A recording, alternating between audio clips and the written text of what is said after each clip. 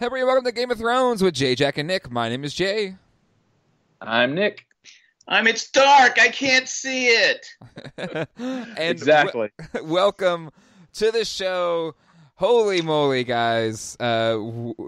We survived the Battle of Winterfell. I'm not sure I did. Episode titled The Long Night, which I thought was funny how everyone just called this episode The Battle of Winterfell. Or even like while the episode was happening on our Facebook, it was like, what's the title of this episode? So The Long Night, I guess, is the official title.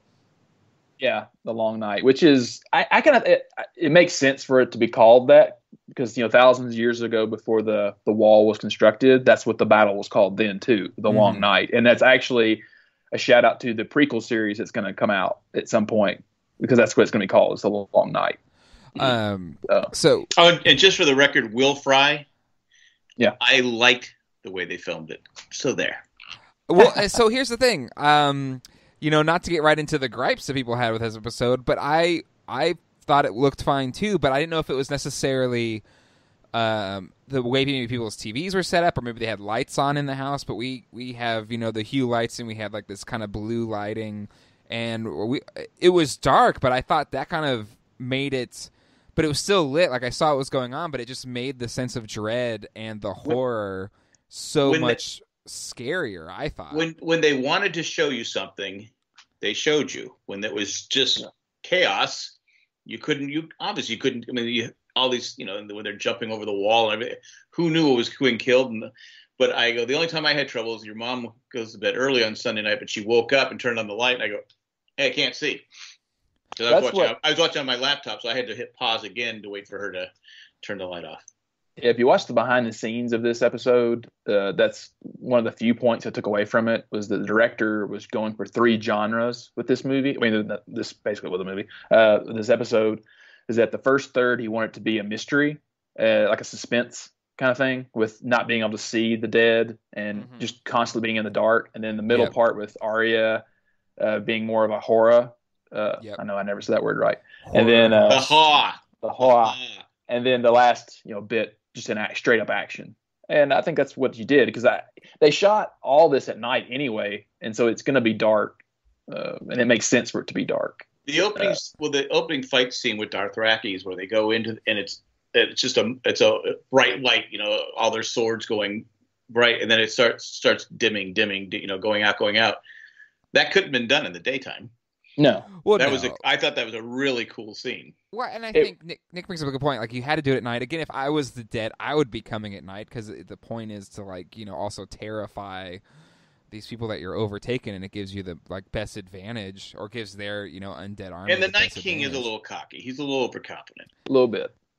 I've said this before, and I know someone's made fun of me for saying it, but I love really good facial actors because I think Harrison Ford is one of the best facial actors.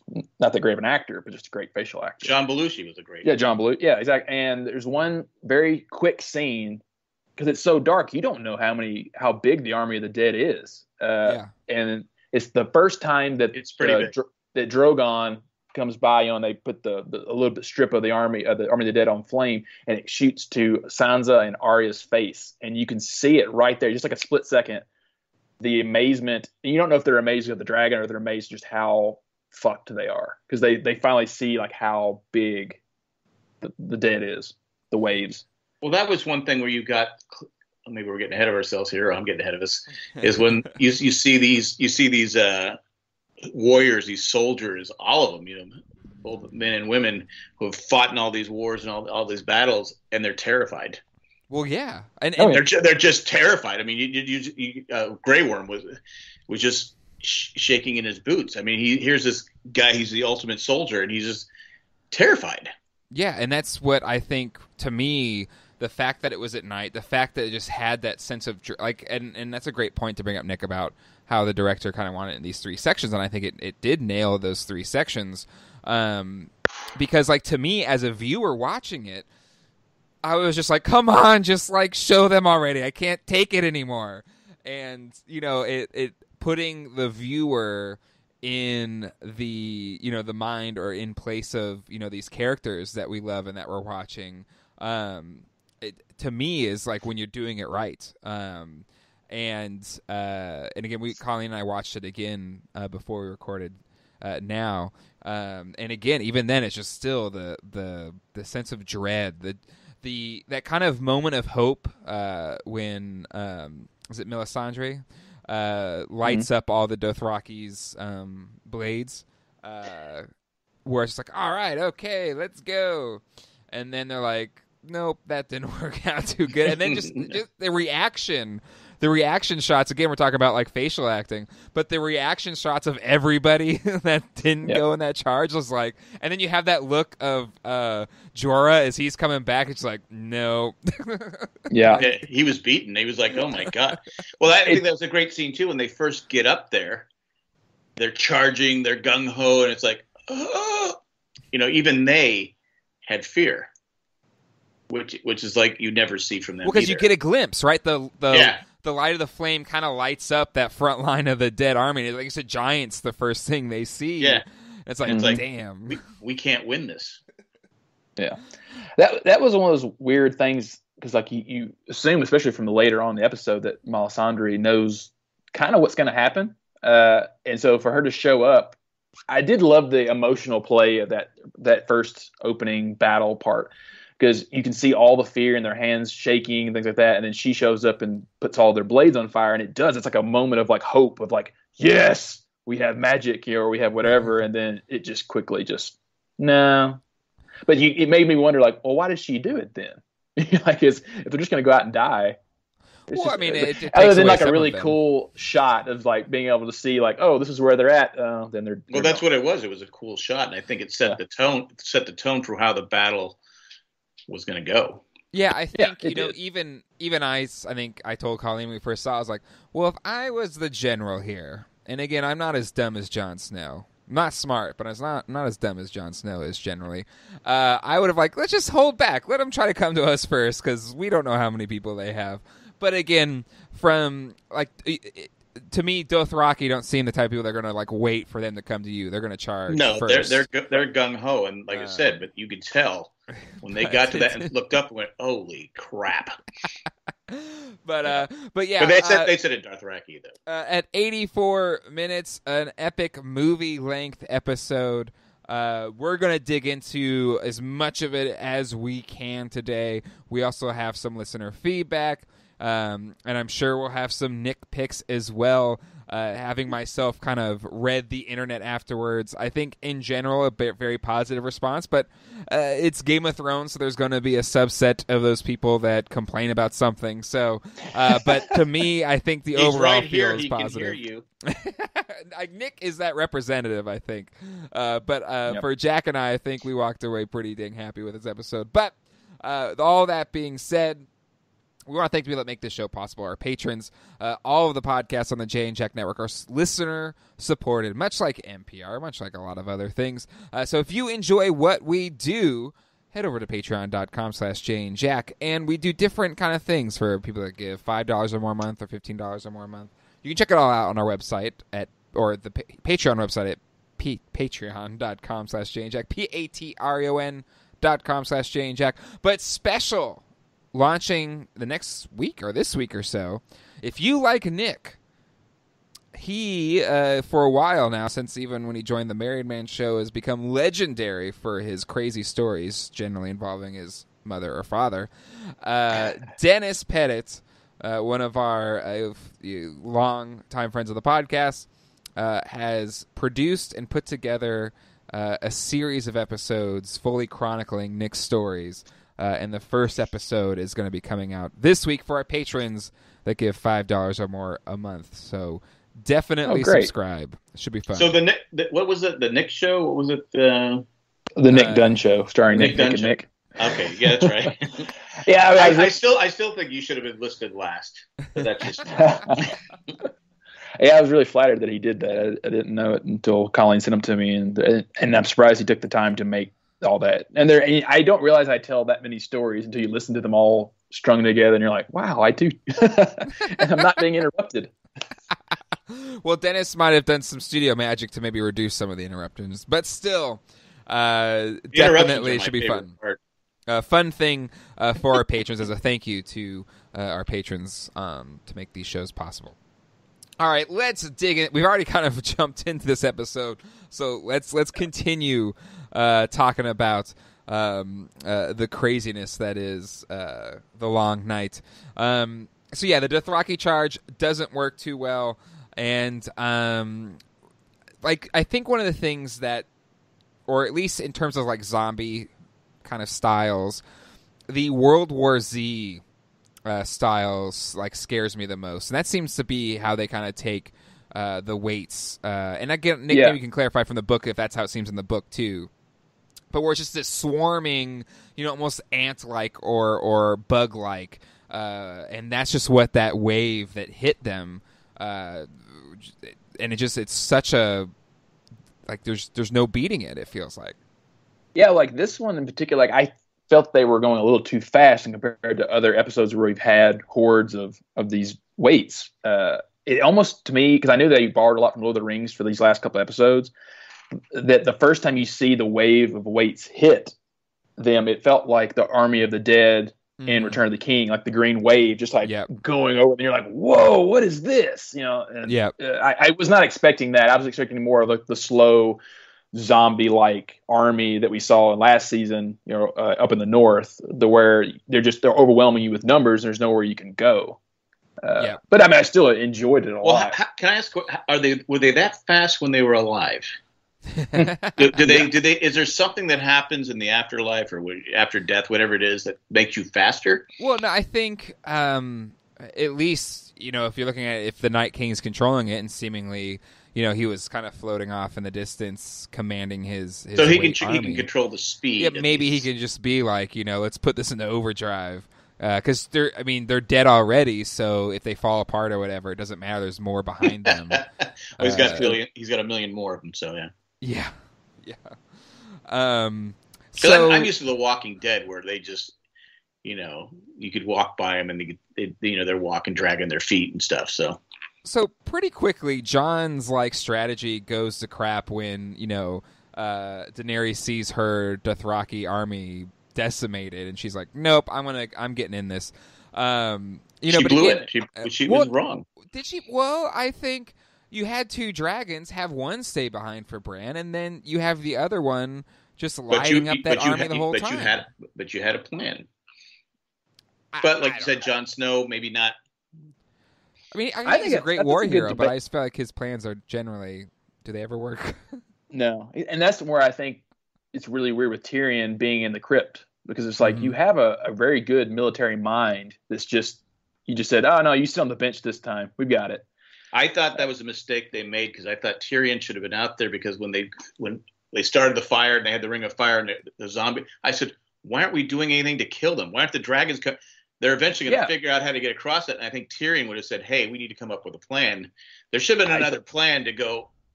I just didn't understand why we were stopping there. Yeah, I thought the same thing. It's like, why aren't you shooting them with bow and arrows right now while they're just standing there behind the flames? Get those giant ball tosser things. It's catapults. Well, those were in front. Trebuchet. I know, but you should have had some. I mean, maybe. Or again, I think Dany was lighting them up, but yeah, I think. Again, if you're thinking strategically, you're going to say, okay, you have Dany just light it once they get to that flamed. Well, again, she got lost. So, Dany, you can explain all of this because she didn't. Stick you can see them not shooting because she got lost because she didn't stick to the plan. That was with the with the retreat. So they're human. They still need to probably catch a breather. And they probably did that. And then with, Daenerys, she comes in, she's lighting it up, and then, the storm comes in and kind of blankets them. So, to me, and some people complained about it was kind of hard to see the dragons in this, but I think that was kind of the point to show. That was the point. That the Night King had a counter to the dragons because he effectively took them out pretty much, save for here and there. Those were some of the most beautiful shots in the episode. We're kind of bouncing all over the place here, but that's fine because you see where when the Night King finally reveals himself, Jon takes the bait because he's kind of like come on, Jon, and then Jon flies up to meet him, and after. Why should I miss that? But because John sees at least the White Walkers there along the tree line, Mm-hmm. Yep. and that's when they call the Winter Storm, which completely, like you're saying, it took them out of the equation. But some of those shots, because you see, like, because of the Winter Storm, they have no idea where they're at because John's hitting those trees with the dragons. Like, that's how low he runs into. He runs into Daenerys too. Exactly. They have no idea where they're at. And then, like, when they go high and they go up in those cloud scenes with the stars, that's some of the most beautiful. Oh yeah. It's just those shots were unbelievably good. Yeah, I thought they were going to hold hands at one point, but I guess not. They already had the whole new world scene. The George Lucas directed scenes.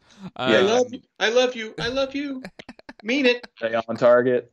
But no, you're right. Those I thought, once they kind of broke above the cloud cover, and it was very, it was beautifully shot. It also kind of to me was similar. Not too similar, but in the first Tim Burton's Batman, where the bat plane goes up to the moon and then comes back down. But still, like, really cool shots. But the whole time I was thinking, especially when the dragons were going there, it's just like, okay, they all have those dragon killing spears. We're being a little too cavalier here with the dragons. But that is what it is. So let's talk about, once we're back within Winterfell and, they start to, basically put their bodies in front of. Oh, actually, let's go to Melisandre lighting up the trench. That was a pretty crazy scene. But I love that even then she's showing that she has value here. But Davos the whole time is just like, anytime he's around, he like has his hand on his sword. And she's like, "Listen, I'm gonna die. Chill out." But you think she'd be like, "Okay, let's take." Well, go ahead. That's what I wondered too. Like, after she put the Dothraki swords on fire, is like, is this like just her way to like get in the castle? Of like, okay, I did something good, let me in. But you saw the second she got in, she's like, "Listen, I'm going to die by dawn. All right." Yeah, just chill out. Yeah, we're good. Yeah. But even at the end of when she's like walking out, Davis is there like running after her. It's like, with the sword, give her a chance. Yeah. Her lighting the trench though is there was two scenes I felt were Lord of the Rings-ish, and the first one was when the whites first hit, as I already said. The second one was this scene with Melisandre, and then it felt to me like the Helm's Deep scene with the orc coming with the Olympic torch, to blow up the wall. Yeah. And that she kind of had this. It was more subtle, but she got there, and then like, and then that's like, oh crap. That to me, it was the same feeling of that. Yeah, well, and it was so great. And then again, you look at and what's the name of the not Valerian Arvine, but her Unsullied. Unsullied, yeah. Talk about the bravery of that army. Like, they know they're all going, or a large portion of them are going to die to save the retreat, which was incredible. But again, just the shot where you're just seeing the line keep getting pushed back, and then Melisandre is looking out and just seeing that it's coming. And you can tell she's starting to freak out because she's trying to light up this trench. And then she's like at the last second, like right as that, when Waite is there to get her.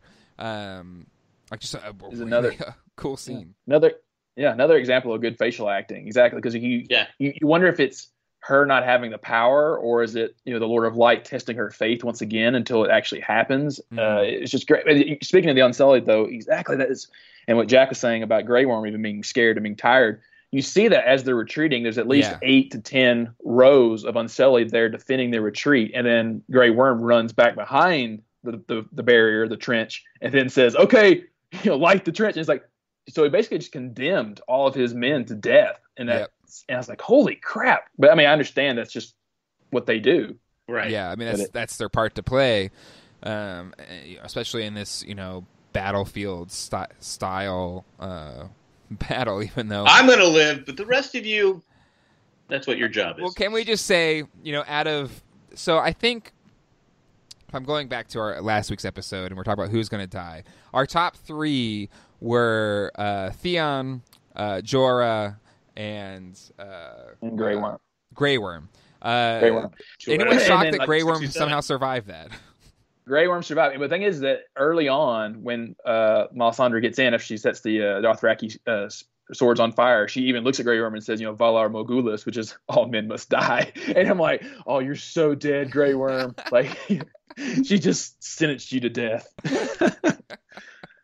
But yeah, I mean, I was happy he lived. Most of them, someone made a really good point online that the people who died in this episode, though, were people that are not invested in any way with the battle with Cersei.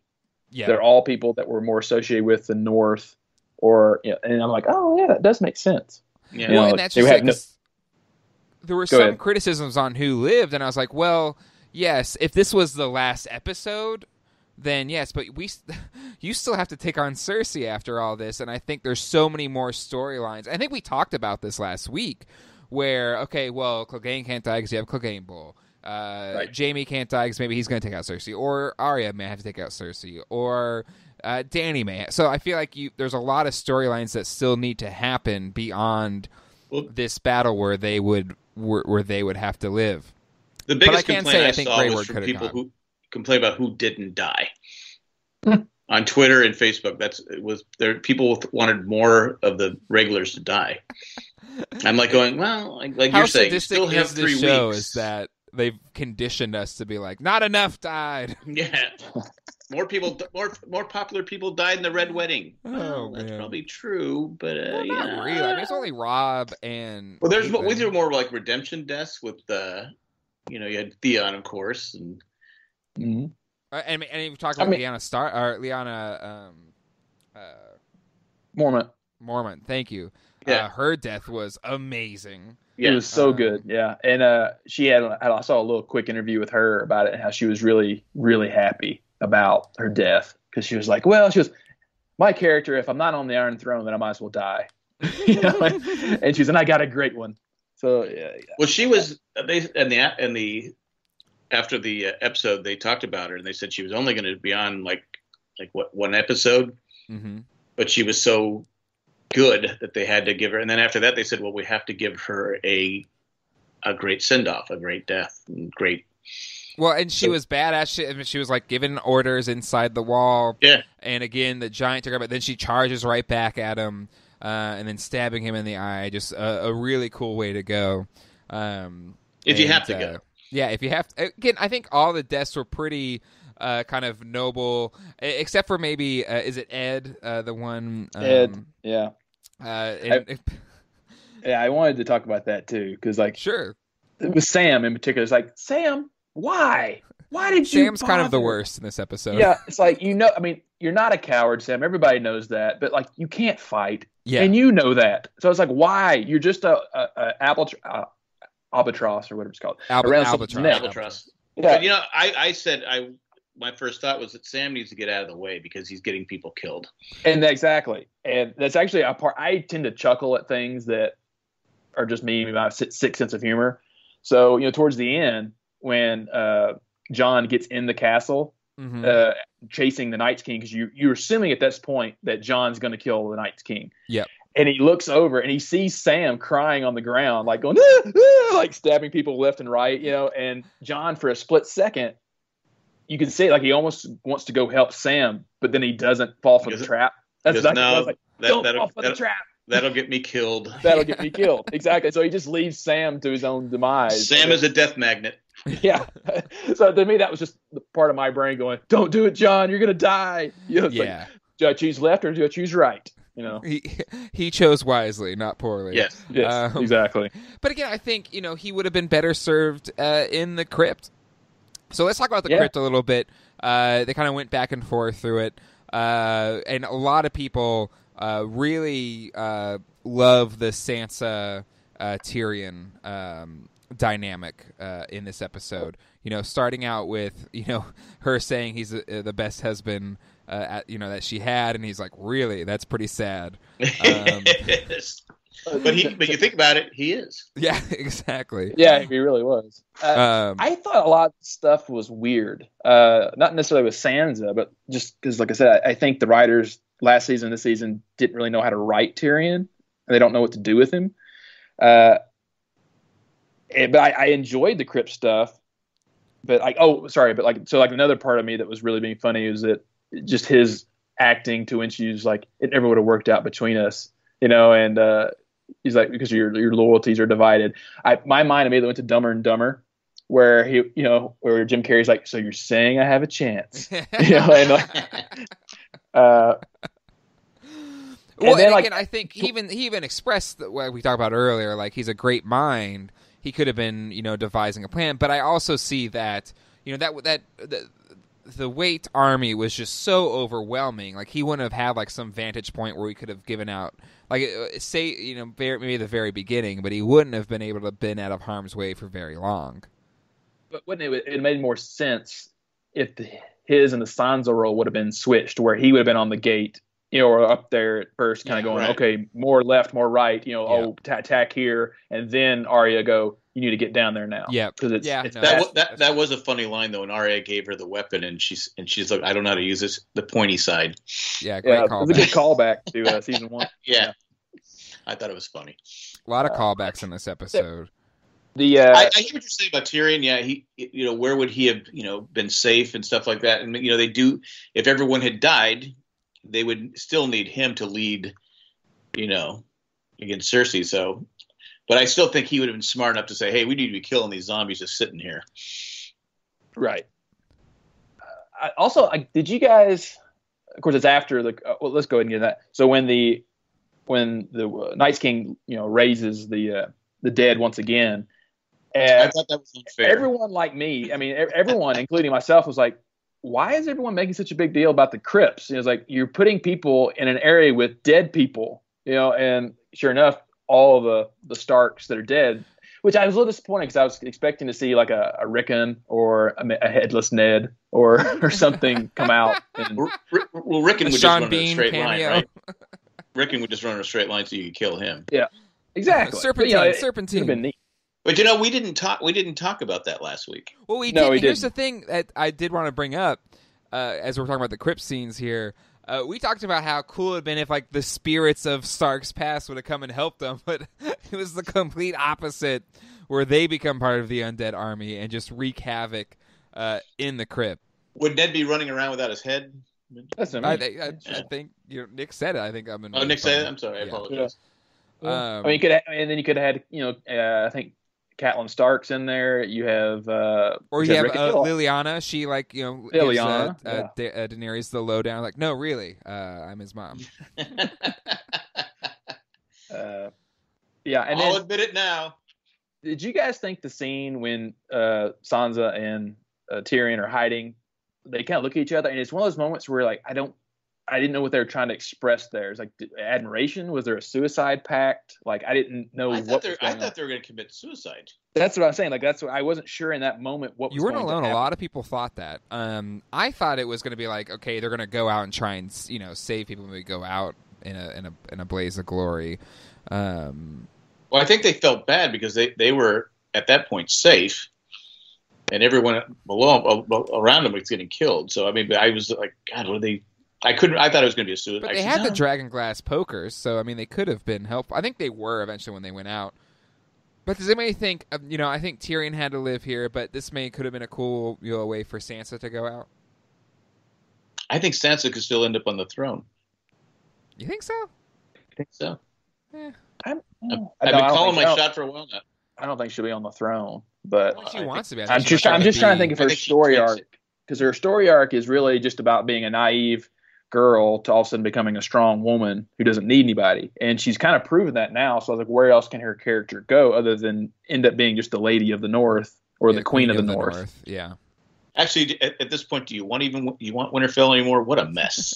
I mean, it wasn't that great to start out with. I mean, it's probably going to stink for a while. That's for sure. Yeah, exactly. I mean, all those bodies. What do you do with them all? I mean, I don't know. Okay, let's talk about Arya here. We finally get to see her in battle. This is the first time we've gotten to see Arya kind of taking on an army here. We've seen her be more sleuths, assassin Arya. But we had a lot of talk about her weapon, but she was putting it to good use till she got her head knocked. Yeah.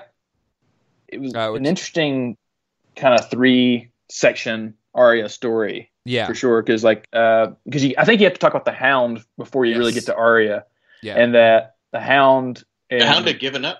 Yeah, Beric Dondarrion and the Hound are really great in the episode. And at first, like anyone else, like they're really hopeful. They're really, kicking butt. And then I think when the trench got lit on fire, I think it triggered two things in the Hound. Like, one, the fear of fire again, and then two, the fact that they're still there. And so he's like, "Oh, we're screwed," And then so you have Arya. Then just really impressive choreograph fighting for her. And you do, like Jay, what you're saying, like you saw the blade come apart, you saw it back together, you saw her using it really effectively. Like, oh, that's really cool, like what they're doing with it. And then exactly, she gets hit in her head. But the same thing, like her being chased and Dondarrion pointing it out to the Hound, like it really snaps that loyalty father figure in him. And I just really I liked what they did with all that. Have you seen the theory? Because there's talk, there's theories around. I think it was last season, like why he joined this crew was what he saw in the light, and people are theorizing because we don't know exactly what he saw. Maybe he saw that he had to save Arya. Like they both seemingly knew, and Melisandre as well. Arya's fate here. And I think you could also argue that Bronn knew her fate because he's the one that gave her the dagger in the same spot that she ended up, offing the Night King. But I'll get into that later. So it's seemingly they knew that they had to protect her. But I also was just really cool where he's like, it's death, we're gonna live, and he's like, well, she doesn't think so, and then you just kind of go to her like sliding off the roof. And putting up, and the Hound goes, all right. But then the shift to inside Winterfell and just that scene where she's trying to get out of the library or whatever, and the like, it was just such a perfect. And you kind of mentioned like that middle section is like a horror movie, and God, wasn't it? It was really freaking cool. Well, to me, it kind of reminded me of Jurassic Park. Yeah. That's what it was like. It's like, oh, here's the kids behind the columns, and the Velociraptors coming after. I was like, but yeah, it worked. It totally was really good. You definitely felt the tension. I meant to say it earlier. The music in this episode, this is one of those episodes that I really loved and paid attention to the music and how, like at the very beginning, you had this really subtle drone, just to kind of a fear, and then by the time you get to the end, it almost was like Westworld when you get to the Bran Night's King with this really haunting piano tapping. And I was like, this is really good. Ethan, who always calls into Westworld, who we don't like, but he said that that same composer for Westworld did this. Oh, well, that makes total sense to him. because I know I was listening to it going, and I'm just kidding, Ethan. The other guys like you, but I was I said, God, that sounds like Westworld. And it's not like me to notice music, but I noticed it just sounded like Westworld music. Yeah, I think he said that. If I'm wrong, I apologize, but I think I remember reading that today. Yeah. But no, I think that was really cool. And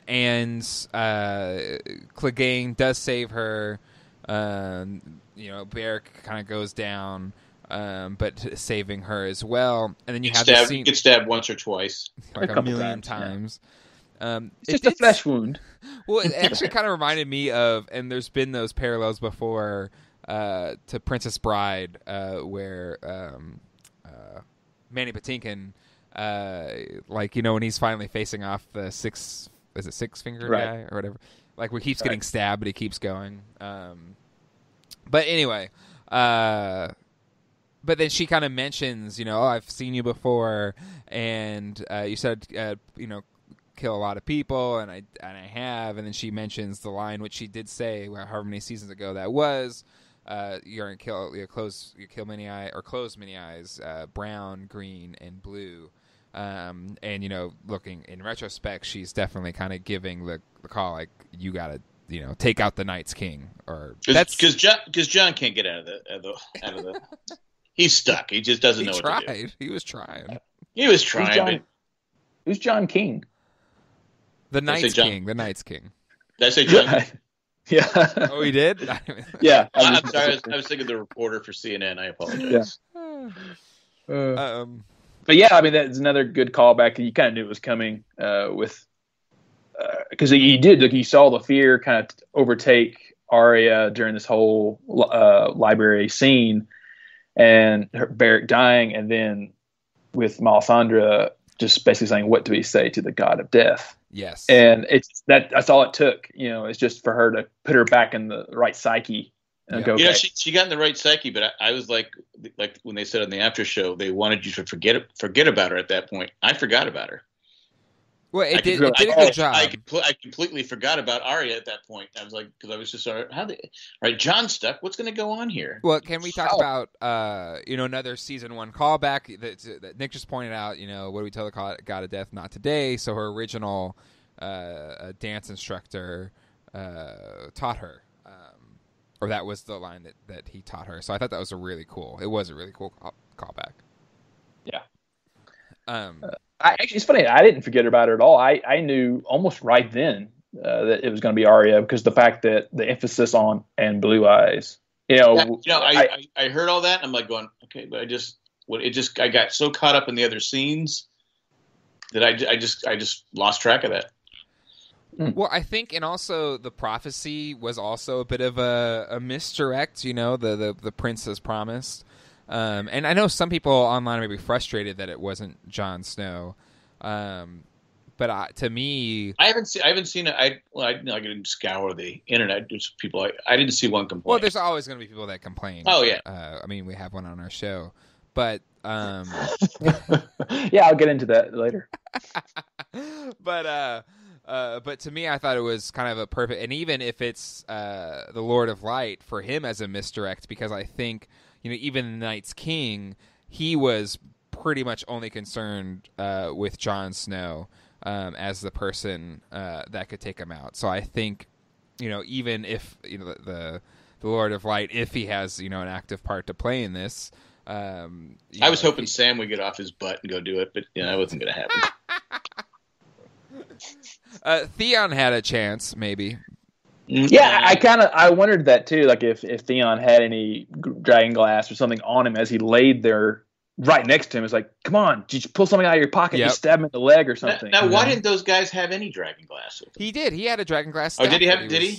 Yeah, he had a whole, dragon glass arrows. Arrows, I know, but what about a sword? Something.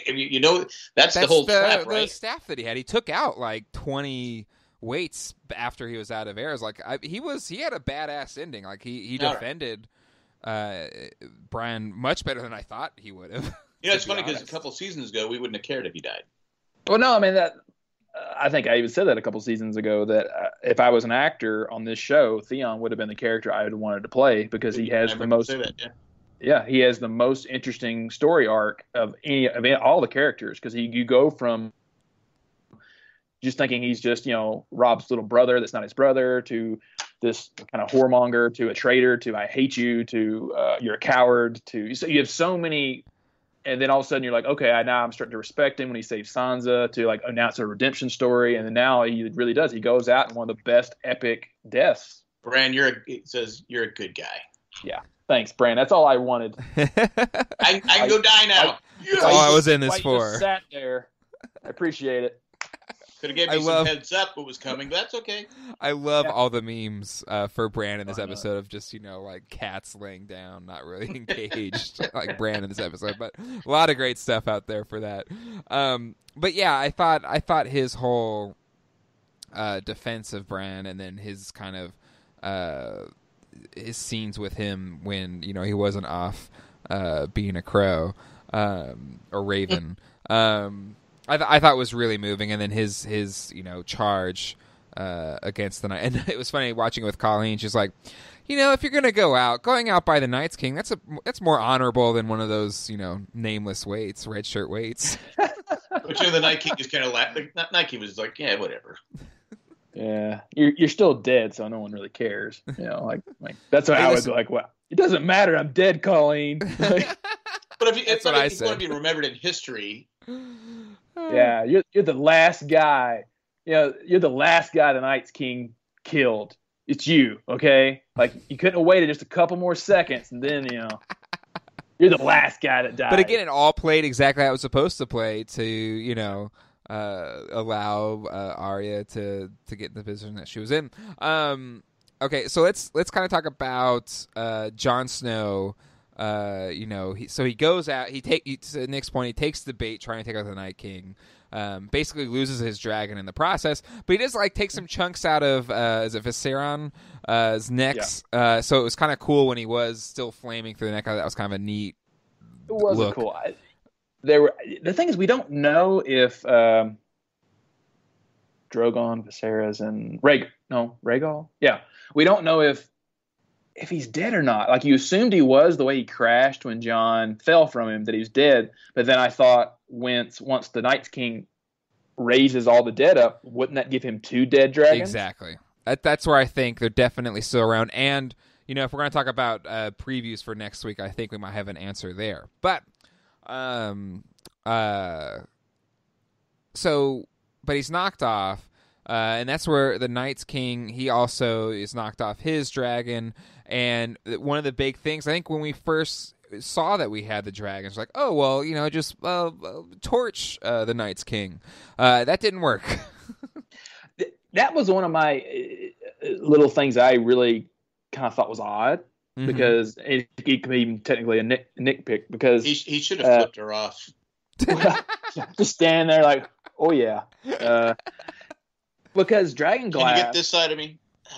Or Valyrian steel, which is what kills him, is made from dragon fire. So that doesn't make sense to me. In that, well, why did Drogon, Dracarys, him, not kill him?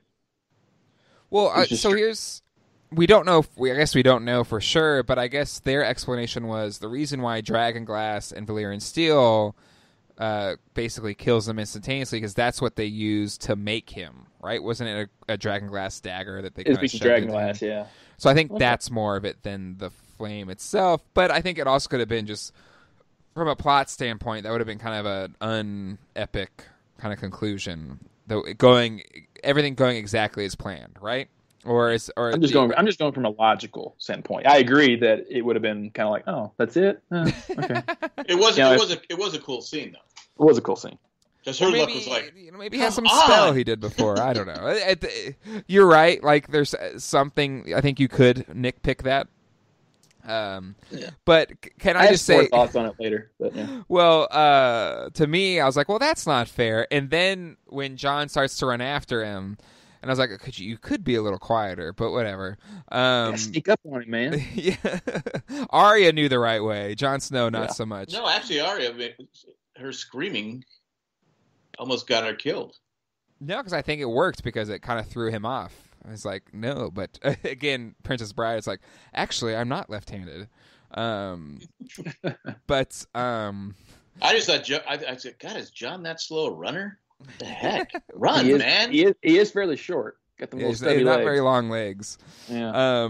But then once he starts to kind of lift up the arm, I was like, oh, that's not fair. I said the same thing. That's not fair. It's like, come on, fight me man on man. Yeah. Or, I wanted to shout, like, you're such a coward. That's why I say he's a little bit of a dick. Because you see his bit. He wants to wipe out existence. But you see his face, he's like, yeah, I'm not going to fight you. There's some woman out there, though, that's going, I can change him. I can make him a good man. But, no, I thought it was unfair. Yeah, that wasn't fair. That definitely wasn't fair. And then you think Jon would have said, okay, I need to back up a little bit. Well, no, just a little bit. Yeah, because if it wasn't for Dany showing up, you're like, dude, Jon is dead. Yeah. Well, that answer does that answer Sam's question? Yeah, I saw you post that earlier. I don't know, because she did it for love, because she does love him. I don't know. Mm-hmm. There's still, but she still wants the throne, and he still wants the throne. It's the same as if with Sansa, saying that to Tyrion about the divided loyalties. Like, even at the time of their potential death, Sansa is still thinking about, I'm going to be ruler of the North, and you're going to be, loyal to the Dragon Queen. Right. Mm-hmm. And it's so. I just thought because I think it was last week we were talking about it. Would she have him killed? Would she kill Jon Snow? I know we talked about it. No, to me, I guess we'll have to see what happens. There's still 3 episodes left after this. During this scene, I mean, it's like. But I think Nick's right. I think she does. She could have easily let him die. Yes, but I think to Nick's point, she does love him, and I think she's been genuine about that the whole time. So while there is a disagreement, or maybe there's going to be some tumultuousness or whatever, I think she still loves him. I was actually giving Danny credit there. She's fighting this fight, and one, because I think he has to. But the whole time I was thinking, I was like, man, I really would have just tried to go south and let this army go to Cersei, because I feel like Cersei's getting off easy here. She really did. But that's we'll maybe discuss as we wrap up this episode. Well, it's a great move on Cersei's part not to send her. Well, of course. But as then it becomes Jon Snow's trying to get to Bran, right? Because that's kind of what's, or at least in our minds, we didn't talk about that with Dany's mistake though. Once she got Jon free, why was she still on the ground with the dragon? Well, pretty quick. It was kind of a bang bang play. She was kind of staring. I don't know. I think she was second guessing. Should I have saved him? Oh my god. But her dragon he gets overrun, but he gets away, and then Jorah comes and saves her. Even though but I feel like that's a great ending for Jorah. Like I feel like if he had to choose how he was going to die, that's how he would die. Sorry. I thought it was extremely clever too, because I always like it when I never like it when a character just shows up out of nowhere without any explanation of like, well, how did you get there? And this was good because you see Jorah fighting within the castle, but you see him look up because he hears a dragon in distress. Right. And he knows something's up, and that's always his first priority is Khaleesi. And so when he just shows up to save her out of nowhere, you're like, oh, it makes total sense. He is. And her saving Jon Snow got him killed. True. Well, yeah, but I guess you needed to save. Well, you would think you need to save Jon because she cleared the path for him to get. But there was still a crap ton of dead people that also just got risen, and then also getting stuck behind the undead dragon. But I feel like it was so great because it was just setting up this climax where you are seeing Sam just kind of in a pile of dead bodies, like, please, someone help me. Anyone? Please, sir, I want some more. And then you have Brienne, Jaime, and Podrick just trying to stay alive, basically pinned against one of the walls. You have Tormund and I think Gendry just on top of a pile of dead bodies, just knocking them back. And it's just basically, it's your stereotypical, okay, this is it. If you're not going to stop the Night's King now, it's over. And I think for a lot of us watching, possibly well, maybe this just is the end because Jon's not going to be able to get there in time, unless you're Nick, who already knows that Arya is going to save the day. And and you have this beautiful scene with Theon where he kind of gets his redemption and he goes after the Night's King, and yes, you would hope he had maybe a side dagger. Because that would have been the time to do it. What did Bronn say to him? Because he would apologize. Was it earlier in the scene where he said, "But it brought you here." Yeah, yeah. So he had to start. Yeah, and I think you said it earlier, Jay, where he said, or it was Nick, where the Night King was distracted by Theon, maybe, and that's allowed Arya to come in, or even just give the timing. It slowed him down for however long it slowed him down. So maybe that's why Theon was there. Maybe I don't. I'm just throwing it out. Yeah, because I think it's another one of those things where if he's seen it, and that's why I think he wanted to be in near what are those trees called again? Weirwood. What is it? Weirwood. Weirwood. Because and again, correct me if I'm wrong, this Nick, you're the historian here, but if they can see all of time through one of those trees, right? Yes. So, to me, he probably wanted to be there because he knows everything that's going to happen in that spot, so he probably knew, that Theon was there, that Theon would stall him enough that, he had to give Arya the blade at that same location because he knew that she would be the one to get him, et cetera, et cetera, et cetera. And, so, as the Night's King is getting his blade to kill Bran, Arya just kind of you see the little bit of wind wisp past one of the White Walkers' heads, and I was like, huh, and then I was like, oh crap, it's Arya, and then he grabs her neck, and it's like, oh, and then she drops the blade to the other hand and stabs him, and basically the whole entire army drops down, and the Night's King is defeated. And there's some cool stuff online. I saw there's like videos of like viewing parties, like big viewing parties, like in a bar, like a sports event. Oh yeah, they go nuts. Yeah, and the cheering for that scene is so cool. I just want to know what she jumped off of. That's really why, because she did like the Super Mario like, super jump. Maybe it was like Theon. He still had enough to like just give her a boost, like a lift. A boost, yeah. And like, there's a good meme I really liked of the LeBron. When he didn't get that penalty call with his hands extended, like what's going on? Like it's like that's that teammate gave the ball up to another. He did something stupid. That's what the play is. Yeah, and so that's what this is like. This is the Night King's reaction to all of his White Walkers when they just let Arya slip by, and they're just standing there like, "What good are you? I made all you just stand there." Whoops. But I think that shows at least the Night King's arrogance, and you saw it when he just raised all the dead around Jon, where I think he was probably so focused on Jon being the one person that could get him that he wasn't thinking that anybody else could. And even just what he did to Theon really quick.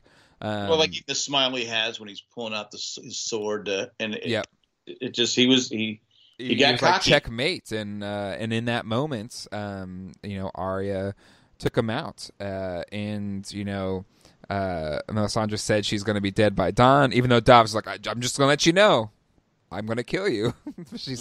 She takes off the necklace and walks out and turns into 1,000,000 years old and dies. He goes, come on, man. One of my favorite things really cool. The internet is doing right now is this like non-spoiler spoilers where they just show, somewhat relevant pictures, but it's not an actual thing spoiling if you don't know what it's about. And the one they did for Game of Thrones was the scene from Titanic where what's her name throws the jewel into the ocean. Oh, I didn't see that one. It's like I thought that was really funny. I thought they did Melisandre. Like, she was probably, to me, one of the best parts of the episode of just what they did with her. And I even her death I thought was neat because I wasn't quite sure. It was redemption deaths.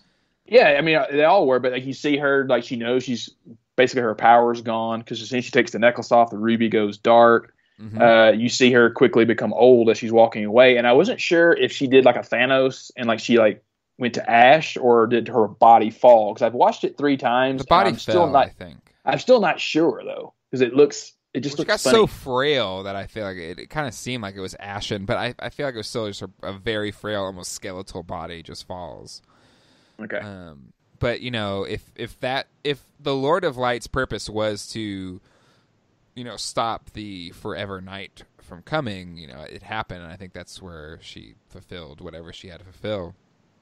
But a riveting episode. Was there things that you could probably nitpick? Absolutely, but I think in general, for me watching it, at the end of it, it was like I ran a marathon. Not that I know what that is like, but it was just such an exhausting, thrilling. I've driven 26 miles. Experience that regardless of your thoughts, never have you seen something like that on TV before, and possibly never again. But and on a weekend where also Avengers Endgame came out, that also had an insane hour-long battle with a lot of emotion and finality. It was just a really interesting nerd weekend that just capped off with an incredible episode 3 for the final season of Game of Thrones. Yeah.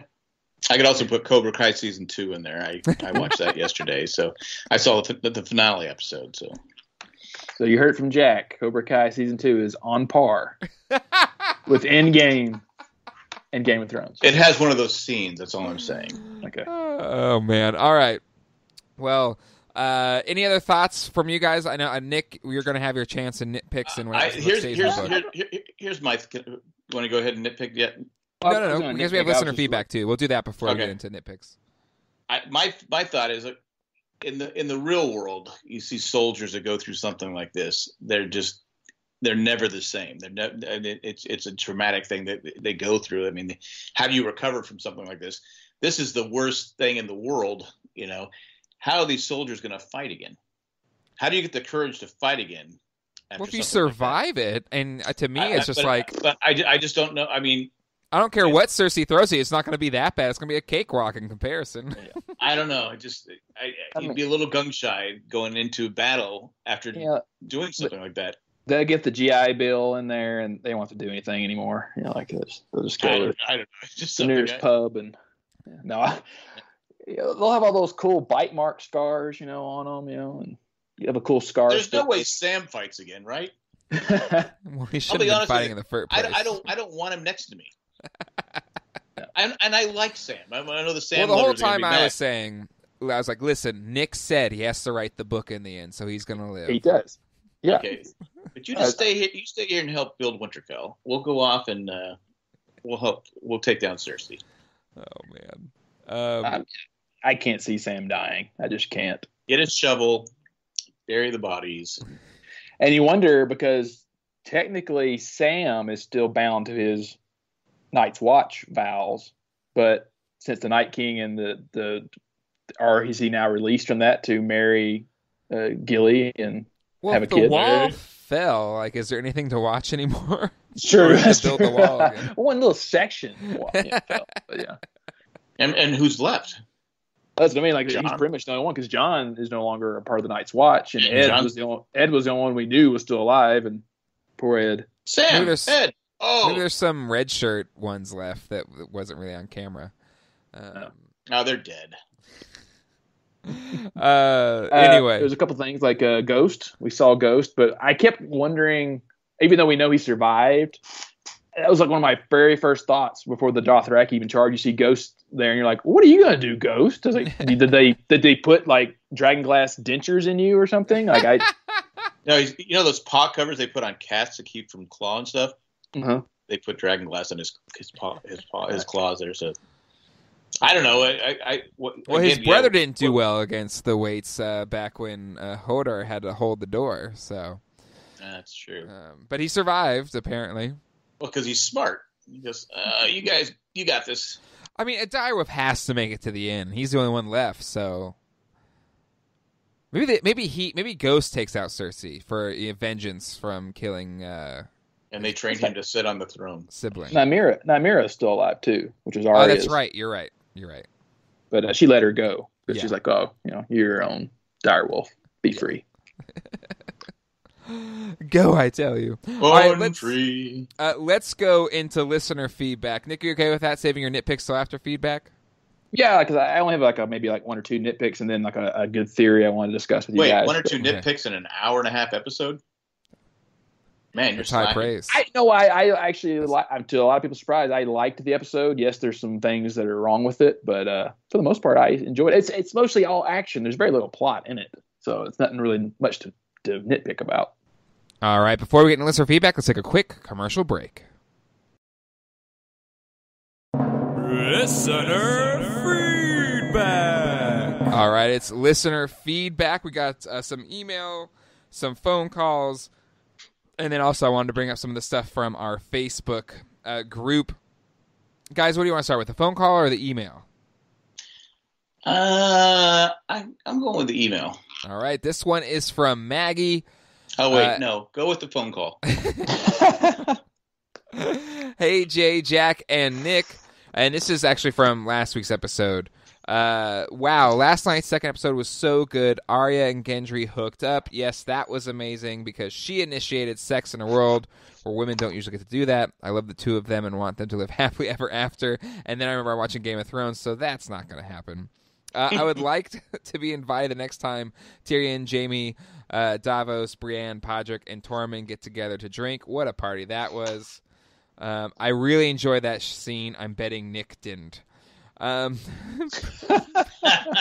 did like it, though, didn't you, Nick? The drinking scene? Yeah. Yeah, it was okay. Okay. Brienne is a knight now. That was so great. I cried. She had the biggest smile afterwards. I also can't decide who to ship. Brienne and Jaime or Brienne and Tormund. Below is my friend Nate's theory about the change in the opening from the first episode. They were the same in the second episode, which I think was the same in the third episode. He gave me permission to share it. I think it's interesting. What do you think? During last night's intro sequence, the bands around the sun or the world of Game of Thrones were different. I'm not sure if they're changing every season along with the map of Westeros and Essos, but last night they focused on three things: the destruction of the wall by Viserion, the beheading of a Stark wolf by a Lannister lion, and a large dragon with three smaller ones under a dragon comet. One could argue that this is the three major events for Game of Thrones, albeit in reverse order. The first scene is obviously the end of Season 7.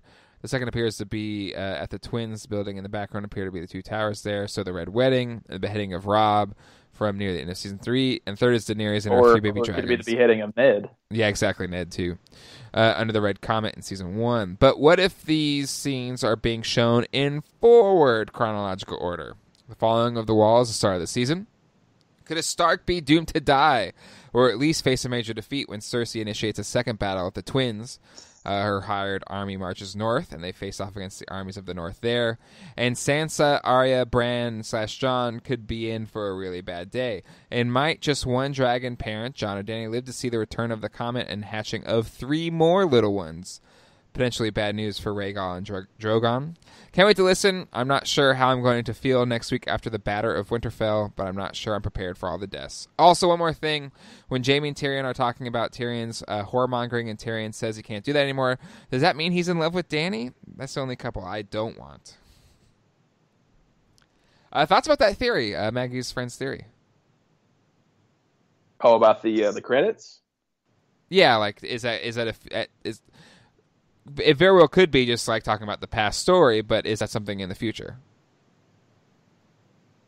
I mean, a lot of this stuff is mirroring things that have happened, so I could see that. It's a good theory for sure. I don't know. I'd have to sit here and think about it for a minute. But see, Nick, what you got to do if you're going to follow the Jack school of podcasting, be like, I don't know, I didn't think of it, so it's probably not going to happen. It's not important, yeah. No, I think it's a good theory. Which, to be fair, is usually true. I can't see Cersei though marching her army north. No. I think she's going to let them come to them. Exactly. Why would you exhaust? Why would you have the wall? You have the height. You have the. No, you have all. Yeah, your don't be Anakin. She has the higher ground. You have the home field advantage. You know. Yeah.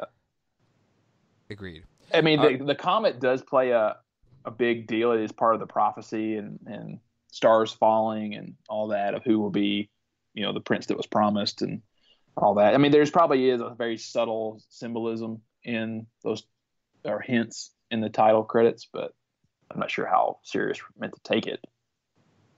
We'll have to wait and see. All right, let's go to our phone call here, which I'm trying to compare to Nick's phone number. Still can't verify yet, though. Hey, guys, it's Nick. Sorry, I mean, it's Michael from Los Angeles. Yeah, my name's Michael. Just calling in about episode 3. I really liked this one. I liked this episode. I had some issues with it, but overall, I enjoyed it a lot. I thought the strategy at the beginning, the battle strategy of just sending out the Dothraki horde was a strange decision. I felt like splitting up your armies to go fight the undead is maybe not the best strategy.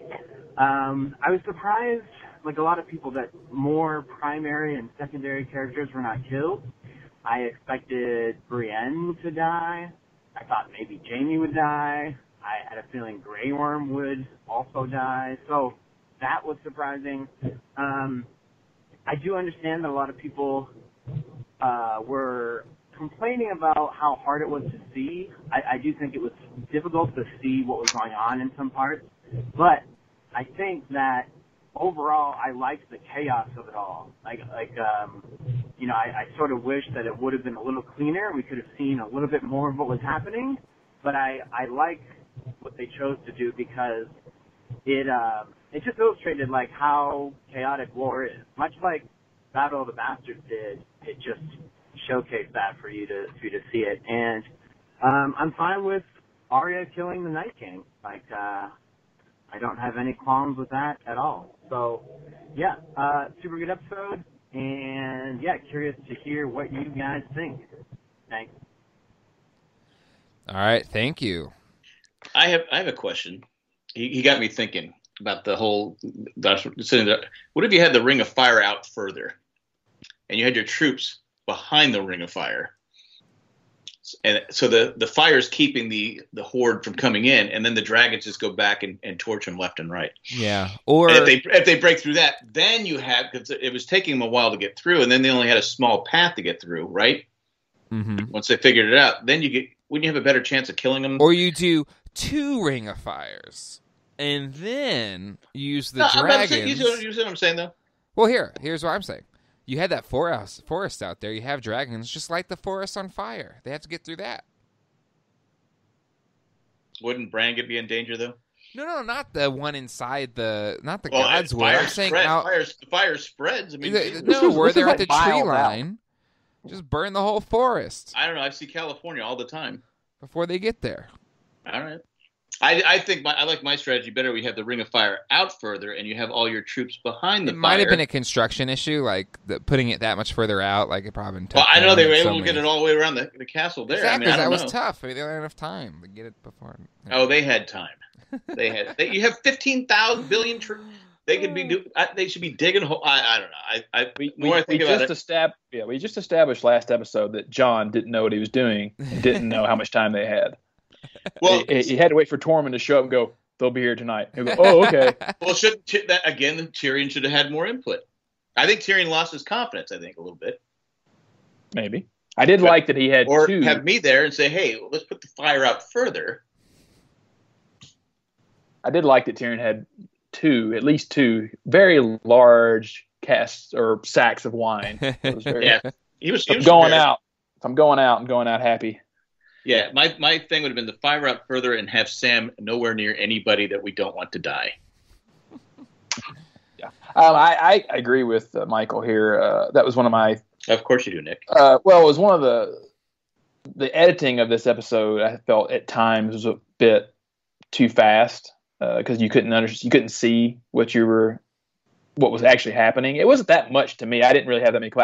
I did what a lot of people did. I just turned off all the lights and it was like being in the movie theater, and I could see just fine. But I get the. But doesn't that add to the we talked about earlier, the chaos? It was chaos. It does. It does. They were trying to give that. That's what they were trying. I mean, I'm sure it helped the cost. It did. It did too. But I think it also added to the chaos. What was going on? It was just a madhouse. A madhouse. But yeah, that's the way I choose to see it. Is that they were trying to go for a, death is dark and you don't know what's coming, and they're going for that just suspense of like what's out there. Yeah. I think it did make it more dramatic, and it did make it more intense. Exactly. All right, let's go to some of what our listeners said on our Facebook group. Jana Picard Lewis said, "What the F was Bran doing?" And our friend Matt Eichhoff, fan favorites, said, "Playing Angry Birds."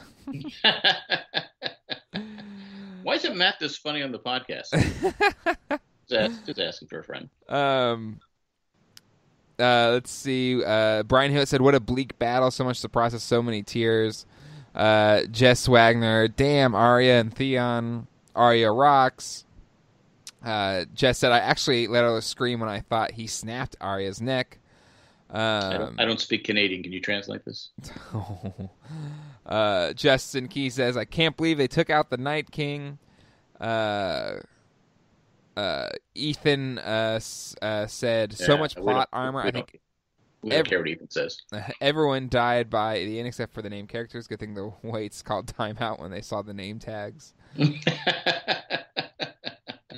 That was pretty good. Okay, I'll give that one to Ethan. Arya, wow, that was amazing. How am I going to sleep now for him? Is not going to look good. Avengers this afternoon, and now this. Yeah, again, we watched Avengers the day before, and yeah, it was a emotionally taxing weekend for sure. If you stay away from Cobra Kai. You don't want both. You don't want the trifecta. Oh my god. Rose says, "My heart is still pounding." Sarah Mims, "I can't breathe." I think a lot of people on the show couldn't breathe. Colleen Glatfelter, oh my Lord of Light, that was incredible. So yeah, just in general, a lot of good stuff. Okay, I didn't see a lot of anybody, great memes I didn't see anybody too. hating it on there, did they? There was a couple, I think Ethan was the most nitpicky out of all of them. Well, that doesn't. Yeah. Yeah, I mean, that's pretty normal. And then Angela says, "I need the Game of Thrones podcast with Nicholas Dunn stat. Sorry, not Jay and Jack. I'm feeling very whelmed, not over or under." All right, well, So we're not. So we're not needed. No, we're not. Okay, But that's we knew fine. this. We knew this going into it. I need you guys. We could have died at the Battle of Winterfell. That would have been fine. But it would be like again. It would be like, oh, nobody major died. Nobody important. Died. Well, I think what would have happened is that one of you guys would have been in trouble, and then the other one would have saved you. But then that person would have died. One of you would have been Sam. So basically, I would die. Yeah, because I wouldn't have saved you, Jack. I'm sorry. No. I got too much to live for. No, what we're saying is you're the Sam. That's fine. I'll be the Sam because I'd be alive. You can be the Ed. That's fine. I actually can hear you, Jay, being Sam. Just going, I don't want to. They're coming too fast. I'm going to Tashi Station pick up some power converters. Anyway, all right. It is now time for the Nick picks, and what happens in the book stays in the book. We'll close out with that now. Nick says he doesn't have too many nitpicks, surprisingly, but let's hear him, Nick. Well, most of them are actually really small, and we've kind of already discussed most of them. My one that's kind of remaining is just Bran, which is a lot of people's complaints of like, what the heck is up with Bran? We've had this huge setup that he's important, and I kind of think it's anticlimactic for him just to be like, oh, I'm just the memory of human beings. You're like, well, that's it? Like, what exactly do you do? Like, all you did in this episode was go, I'm going away now. And then you just flew around with the crows. I mean, could you at least done some recon, and be like, hey, guys, they're coming from the right side, It's not his job. Not my job. I guess not, yeah. And then I think it could work if he kind of set it all up to actually kill the Night King, like if that was his purpose, because he did kind of set a lot of that stuff into motion. It was his plan to go be a decoy, right? I think he knows his brother John. I think Jay is correct in what he said earlier about him wanting to be right there at that specific time, and everything that he did, he knew was leading to that point. And everything had to go at a certain chain of events to happen. But it's just little things like after Arya basically saves his life, you think he'd have been like, yeah, Arya, or thank you, Arya, for saving my life. But no, he just sits there like a... He said, no, I'm going somewhere else, and rolled his eyes back. I'm good. Yeah, thanks. Yeah. I'm going to chill with my crow homies. My chromies. Yeah. What's up? Can you just tell with Theon over there, he's still oozing blood. It's kind of gross.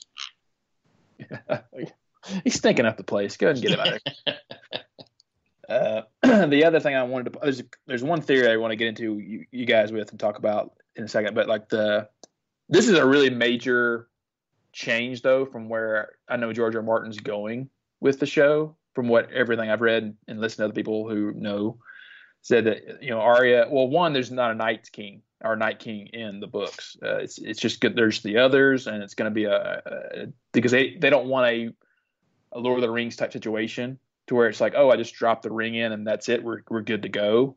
They want it to be more dramatic. That in the book, which I could see, but for show purposes, no. Let's see here. Man, if that's the case, I mean, like, how do you beat them then? Yeah, but that's what I mean. Like, there's so much more to go in the books. That's what's, to me, sometimes this feels like lazy writing. Is that we're just kind of tying up the loose ends and just kind of giving everybody a quick resolution when you could. I mean, if the books were done, you'd have another probably 2-3 seasons. Yeah. But I don't think the books are ever getting done. No, I probably not. There was one thing I wanted to talk about, which was interesting because now that Lyanna Mormont's dead and pretty much all the houses of the North are dead, and then you think about all the other lands, because we haven't talked about this. There's no ruler of Highgarden right now, or the Reach is what's called. There's no one, the Westerlands, which is the Lannister lands. There's no one ruling that. There's no one ruling the Iron Islands. You have the sickly boy, ruling the Vale. It's like basically there's no major families left in Westeros, and that's another one of those things that I'm really curious to see what they do in the end. Is like because now because Danny had talked about breaking the wheel. Well, there's no more wheel. It's just everyone's gone.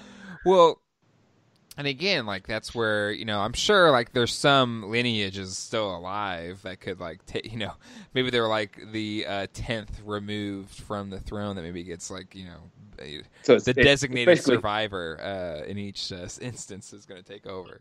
They're going to go with the King Ralph version of Westeros, to where it's like your American cousin's going to be the new King of England. Yeah, exactly. That would be funny. Let's see here. Do I have anything else? You think you think at the end, with 3 episodes left, they'll go there? They'll even explain it? That's what I'm saying. Like, there's so much that they could go with that they didn't, and I'm always find like that's what I mean about nitpicking Bran, is that if we don't get some kind of resolution of motivation for the Night's King, or like why, other than like he just wants to wipe out mankind, it's like, well, what's because other than the creation of him by the children of the forest, in the show we haven't really been shown much. It's like, oh, there's these dead people, they want to kill us. Like, well, okay. Well, I think to me, I think that's it though, because it's the classic case of the children of the forest created the Night's King, who then created this entire army to kill the first men, and I think, right. But it went far beyond what they probably wanted it to be. It's the classic case of somebody creating something and it becoming far more menacing than they probably intended for it to be. Whoops. Yeah, and we understand that from because everything we've seen in the show. But I'm thinking more like, if I'm just some regular person there in the Game of Thrones world, I kind of want to know, like, Bran is supposed to be the memory of, you think he at some point he'd go, oh, this is why this is happening, or that's whatever. Fair. He doesn't say anything, and that's what I mean. It's like, sit around, children. But he did have that conversation with Tyrion. Yeah, maybe he gave it. To Tyrion. Maybe he explained that to Tyrion. Maybe Tyrion will tell the story later on. That would be interesting. Yeah, because remember Tyrion said, we have time to talk. I'd like to talk to you, or whatever he said to him. They had a conversation, so maybe he did explain it to Tyrion. Maybe. All right. I'm just trying to get it out here. Yeah, I mean, I just want closure with a lot of things, and with 3 episodes, I really hope we get it, because I don't want to be like So there's something I want to talk about. Well, here's the thing: like, if you get the Cersei overthrow done next week, then it gives you 2 episodes to kind of give a full wrap up. You think they'll get the overthrow next week? Well, I'm just saying. I don't think it'll be next week. I would put it at the next to last episode, so the 5th episode probably. Probably. I mean, they got a lot of cleaning up to do. Yeah. Just burn them all. Yeah. So now that this is a book reader's frustration, not necessarily with me. One, I don't think Arya killing the Night's King, because there's no one Night's King, I don't think that's really what her fate will be in the books. But now that this has happened, there's a lot of uproar of, is Arya Azor Ahai, which you always saw Melisandre and a lot of other people were predicting, like the prince that was promised. Like, is she supposed to be the new Messiah or the new savior of mankind, the second coming of this person?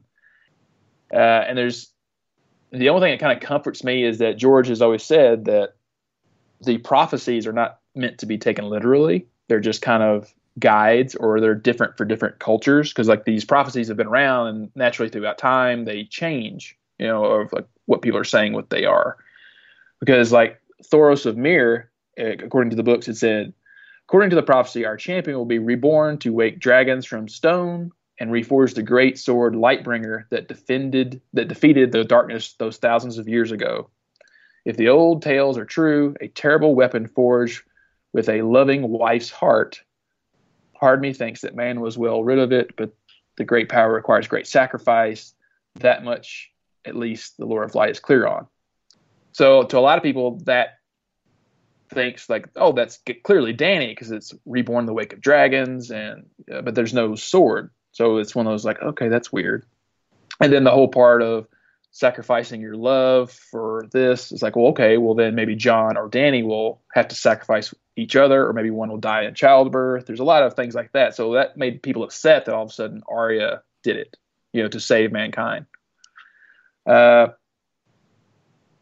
also because the prince that was promised that term anyway is usually associated with Targaryen prophecy, whereas in Asai, or I can never get that name right, is more the Essos version of it. So in the House of the Undying, in the book, Dany sees Rhaegar, her brother, at the time of the birth of their, even though he wasn't there, but like it's her vision, looking at what is clearly Jon Snow now that we know that. And he says, like, he's the prince that was promised. So it's another reason why people always thought Jon was the prince that was promised. Mm-hmm. And then King Jaehaerys II Targaryen was told by a witch, a few hundred years before, that the prince that was promised would be born of his line, which is another reason why he wed his kids together. Because it's like, oh, I have to keep this line pure then to assure that the prince that's promised is coming. So that's just frustrating for people that go like, oh, well, I've always believed it's going to be Jon that's going to be the savior, for all of a sudden Arya to, be the one that saves them. But okay, let me get to one more. But I could see it being Arya though. Yeah. Okay. So what's interesting to me though, and I think this is where they're going to go with it, and Jay has kind of hinted at this as well. And what I was saying is like, well, why wouldn't Dragonfire kill the Night's King? And the dagger in particular has got me a real interest, because Azor Ahai created Lightbringer, which was this sword he sacrificed his wife in order to make. It took him a long, long time to make it. It kept breaking and failure. He had to sacrifice something he loved to make it. It is a dragon glass sword. Now, what's left of it, possibly from thousands of years ago, could have been made into a dagger.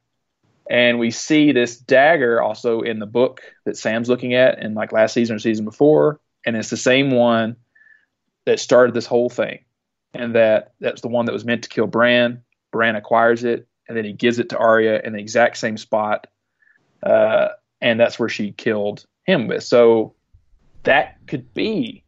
That was a Valyrian steel dagger, though, right? It's a Valyrian steel dagger, but I'm saying that particular blade could be Lightbringer, which is more powerful, supposedly, than Valyrian steel. Huh. And so this is how I could see the prophecy coming true, that she possibly is Azor Ahai, and that Bran knew that's why he is the way he is that he knew that everything was going to work out the way it was, but he had to make sure that Arya had that blade. Mm-hmm.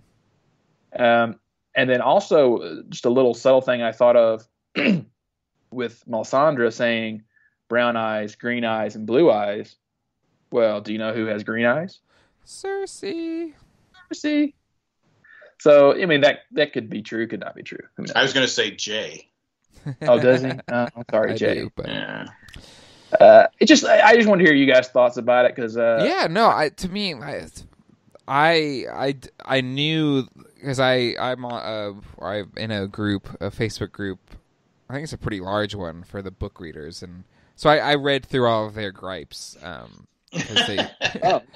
They like to gripe about things, but no, I think I like your theory though. I feel like that is a good answer for it.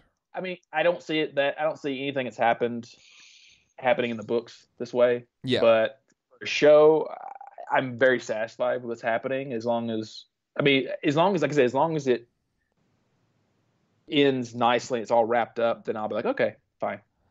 Yeah, and then that allows the book to be what the book is, which is its own thing. Right, exactly. If he ever gets to writing it. If he ever finishes it. He has, how many more books do they have to do? 3?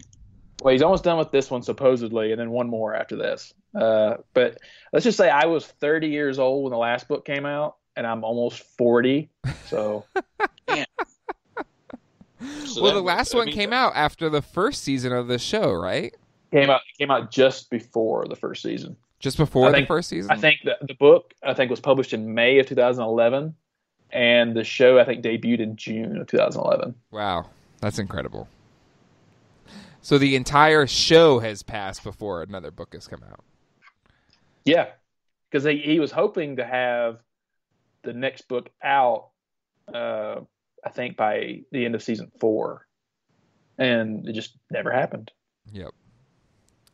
But I understand it's the same as the problem he had because he wrote books 1, 2, and 3 basically back to back to back. I mean, he started in 1990, but the first one wasn't published until 96, and then 98 and 2001.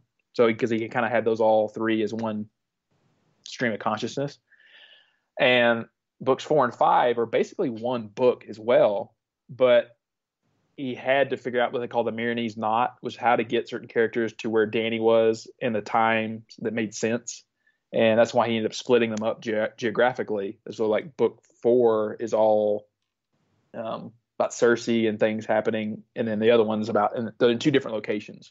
And so that's why people tend not to like book 4 and 5, because they're kind of weird. Well, I know we talked about it before, but like I said, I would have no problem with him not finishing it, except that he blasted the writers of Lost. Yeah, he did. And so, so if he wouldn't have said that, I was saying, I get it. But when you call somebody out like that, and you have a show that is, in books that are so popular, like Lost was, then you need to finish it, because you can't just go and blast somebody. And I know it happens all the time, but if you blast somebody, you better be able to back it up.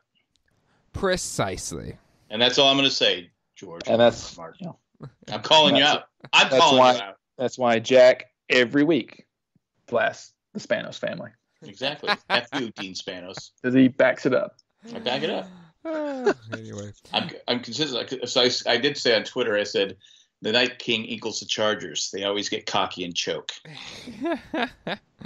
All right. Well, that I think is going to do it for this week's Game of Thrones with Jay, Jack, and Nick. You can give us a call at 385-309-0311. Calling time. Nick knows that one. And send us an email to GameofThronespodcast at gmail.com. Join our Facebook group at facebook.com/group/Jay and Jack group. Like we said at the beginning, Nick's Stories is coming to a patron near you. For our patrons, give $5 or more a month. Special bonus episodes edited and compiled by our very own Dennis Pettit. Should be a lot of fun. I know Chris's reaction was fun on the Facebooks. So should be cool. A nice bonus for our patrons, and big thanks for Dennis putting those together. I think Chris will just listen to every 3 minutes. They'll interrupt him. Yeah, just I forget it's recorded. I listened to all 4 of them so far. They're really good. I actually felt I share too much with you people. That's what makes them good. Yep. Hey, before we go, I wanted to say something. Yes. People always go, hey, I didn't know you were still podcasting. We are. We have a whole podcasting network. You go on jayandjack.com. We have 5 active podcasts right now. The Broadcast, The Amazing Race, Survivor, Ramblecast After Dark, and Owen and Baruz is out there every now and then. So there's all these podcasts. You go on jayandjack.com. You can click on any of them and listen to them. I think they're all available, aren't Westworld and all the podcasts out there we have out there. Well, if just jayandjack.com/iTunes will take you to all of our different podcasts. But yes. Okay, but well there are 5 going on right now that you can go listen to. Yeah. And if you haven't listened to us in a while, go check us out. Yeah, there you go. It's a good point for sure. But maybe they just don't like you, Jack, and they're just trying to be nice. Like, oh, I didn't know you were still podcasting, but I realized, ugh, no, I had to stop listening a long time ago. That's okay. It doesn't bother me. I've got a tough skin now. It takes a lot to hurt me. He says that, but then once we stop and hang up on the Skype, he's like, I couldn't wait till you guys took too long to stop. I'm gonna cry myself to sleep. Don't wanna be all by myself. And I believe nobody did my stories. I believe Jack and I think are gonna get killed off before this season ends, but Nick will live on for the prequel show for Game of Thrones with Jay, Jack, and Nick. No, we should all make it and survive. Well, I might be hopefully. like Jon Snow, though. I'll just come back. Yeah, I think if we've made it this far, I think we can make it till that. So we'll see. Wow, only 3 episodes left. We'll see you guys next week. Hasta luego and goodbye. Bye. Valar Morghulis.